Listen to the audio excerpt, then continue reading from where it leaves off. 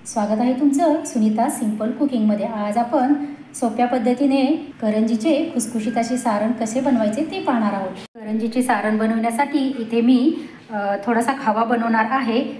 तर त्यासाठी इथे मी एव्हरीडेची मिल्क पावडरचे 2 सॅशे घेतलेले आहेत आणि इकडे गॅसवरती मी दूध थोडंसं एक साधारणतः 1.5 कप मी दूध गरम करायला ठेवलेलं आहे। दूध आपलं छानपैकी गरम झालेलं आहे। आता आपण यामध्ये ही मिल्क पावडर घालून घ्यायची आहे। साधारणतः अर्धी वाटी, अर्धीच्या वरती वाटी झालेली आहे या मिल्क पावडरची। आता आपण हे व्यवस्थित असं मिक्स करून घेऊया दुधामध्ये आणि हे आटवून ह्याचा छान असा घट्टसर गोळा होईपर्यंत आपल्याला हे शिजवून घ्यायचं आहे। साधारणतः 5 ते 6 मिनिट लागतील आपल्याला हे करायला। आपण करंज्या करताना नेहमी आपल्या साध्या पद्धतीच्या करतो, पण ह्यावेळेस जरा थोडंसं म्हटलं आपण खवा घरच्या घरीच बनवून थोडासा खवा देखील आपल्या करंजीच्या सारणामध्ये घालून घेऊया। आता हे व्यवस्थित आपण मिश्रण घट्ट होईपर्यंत थोडं शिजू देऊयात। हे पहा, अगदी 5 मिनिटात आपला खवा असा तयारच होत आलेला आहे। अजून साधारणतः 1 मिनिटभर आपल्याला लागेल, म्हणजे आपला खवा छान असा बनून तयार होईल। म्हणजे आपल्या सारणाची टेस्टसुद्धा खूपच छान येणार आहे या खव्यामुळे। हे पहा, इथे आपला खवा छान असा बनून तयार झालेला आहे। 2 सॅशेमध्ये साधारणतः एवढा खवा आपला तयार झालेला आहे। मी गॅस बंद करते। करंजीचे सारण बनवण्यासाठी इथे आपल्याला बारीक रवा 1 वाटी घेतलेला आहे, 2 वाटी सुकं खोबरं किसून घेतलेलं आहे। हा खवा आपण आत्ताच तयार करून घेतलेला आहे। मनुके लागतील, थोडे काजू लागतील आणि बदाम घेतलेले आहेत थोडेसे कट करून। विलायचीची पावडर लागेल आणि मी हे घरीच बनवलेले साजूक तूप आहे। आता सर्वात अगोदर आपल्याला इथे कढई गरम करायला ठेवायची आहे। त्यामध्ये आपल्याला तूप घालून घ्यायचं आहे।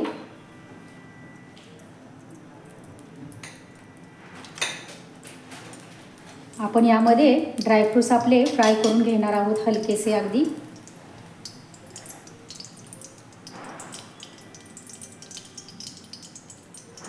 सर्वात अगोदर आपल्याला हे बदामाचे काप घालून घ्यायचे आहेत आणि हे छान असे आपण तुपावरती फ्राय करून घ्यायचे आहेत। यामध्ये बदाम देखील टाकून घ्यायचे आहेत, काजू देखील आपल्याला यामध्ये टाकून घ्यायचे आहेत। त्यासोबतच आपल्याला या मनुका आहेत त्या देखील मी यामध्ये घालून घेणार आहे।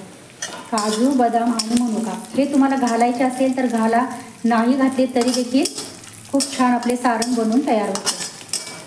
आता हे व्यवस्थित फ्राय करून झालेले आहे। मी एका प्लेटमध्ये काढून घेते। हे पहा, इथे मी एका प्लेटमध्ये काढून घेतलेले आहे। आता आपण याच तुपामध्ये हा रवा घालून घेणार आहोत।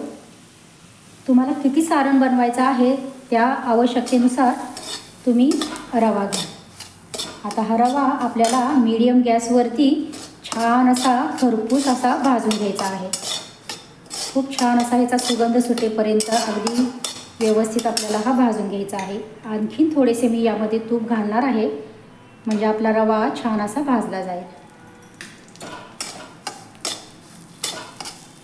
3 ते 4 मिनिट छान असा आपण मीडियम गॅसवरती हा रवा आपला खरपूस असा भाजून घेऊयात। हे पहा, इथे आपला रवा छान असा खरपूस असा मस्त भाजून झालेला आहे। आता मी एका ताटामध्ये तो काढून घेणार आहे। इथे आपला रवा काढून झालेला आहे। आता आपण याच कढईमध्ये खोबरं घालून घेणार आहोत आणि हे खोबरं देखील अगदी मीडियम गॅसवरती छान असं आपल्याला भाजून घ्यायचं आहे। गॅस मीडियम ठेवायचा आहे आणि हलकासा सोनेरी रंग येईपर्यंत, याचा कच्चेपणा जाईपर्यंत खमंग असं आपल्याला हे खोबरं देखील व्यवस्थित भाजून घ्यायचं आहे, ज्यामुळे आपलं सारणही भरपूर दिवस टिकण्यास आपल्याला मदत होते। हे पहा, इथे आपलं खोबरं देखील अगदी तांबूस रंगावरती छान असं खरपूस भाजून झालेलं आहे। मी गॅस बंद करते आणि आता आपण हे खोबरं देखील याच ताटामध्ये थंड करायला काढून घेऊयात। आता आपण हा खवा घेतलेला आहे तो देखील आपण यामध्ये घालून घेऊयात आणि त्या उलटण्याच्या सहाय्याने आपण हा खवा देखील यामध्ये व्यवस्थित असा मिक्स करून घ्यायचा आहे, म्हणजे तो सर्वत्र असा लागला जाईल। हे सारण मी कढईमध्ये घालून पुन्हा एकदा मिक्स करणार आहे। हे पहा, हे सारण मी ताटामध्ये मिक्स करायला येईना, त्यामुळे मी पुन्हा एकदा कढईमध्ये घातलेला आहे आणि आता हे व्यवस्थित आपण खवा टाकलेला आहे तो या सारणामध्ये मिक्स करून घ्यायचा आहे। आपला खवा व्यवस्थित मिक्स झाला।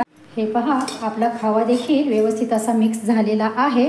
आता आपण त्यामध्ये विलायची पावडर घेतलेली आहे 1 चमचाभर, ती घालून घ्यायची आहे।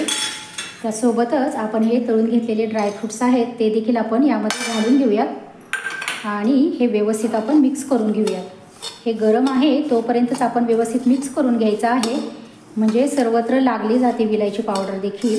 आणि आपले मिश्रण इथं सर्व व्यवस्थित थंड झालेले आहे। आता आपण त्यामध्ये पिठी साखर घालून घ्यायची आहे। इथे मी 1.5 वाटी पिठी साखर घेतलेली आहे। गोड तुम्ही तुमच्या आवश्यकतेनुसार घालून घ्या, कारण मी 1 वाटी रवा आणि 2 वाटी खोबरं घेतलेलं होतं, त्यामुळे मी 1.5 वाटी पिठी साखर घेतलेली आहे। आता ही साखर आपण यामध्ये व्यवस्थित असं मिक्स करून घेऊयात, म्हणजे सर्व सारणाला व्यवस्थित असे ती लागली जाईल। हे पहा, आता आपले करंजीचे अगदी खुसखुशीत असे सारण तयार झालेले आहे। खवा आपण घरच्या घरीच बनवून मस्त असं सारण तयार केलेलं आहे।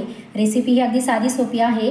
आवडली असेल तर नक्कीच व्हिडिओला लाईक करा, शेअर करा, कमेंट करा। चॅनलवरती अजूनही नवीन असाल तर प्लीज नक्कीच चॅनलला सबस्क्राईब करा व शेजारील बेल आयकनही प्रेस करा। धन्यवाद।